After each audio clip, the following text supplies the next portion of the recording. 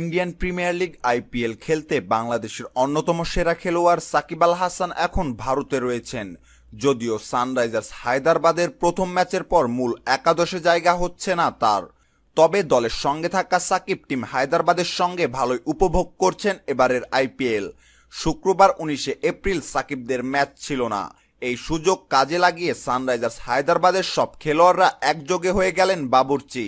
কাল্পনিক নয়, বাস্তবিক অর্থেই এমনটা ঘটেছে। মাস্টারশেফ সানরাইজার্স হায়দ্রাবাদ শিরোনামে একটি রান্নার প্রতিযোগিতায় এদিন নেমেছিলেন সাকিবরা, যেখানে সতীর্থদের মতো তিনিও নিয়েছিলেন পুরোদস্তুর একজন বাবুর্চির ভূমিকা।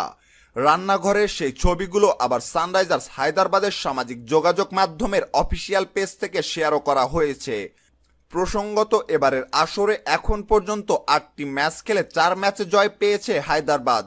বিশ্বকাপ ও ত্রিদেশীয় সিরিজকে সামনে রেখে জাতীয় দলের অনুশীলন ক্যাম্পকে সামনে রেখে কয়েকদিনের মধ্যেই দেশে ফিরবেন সাকিব।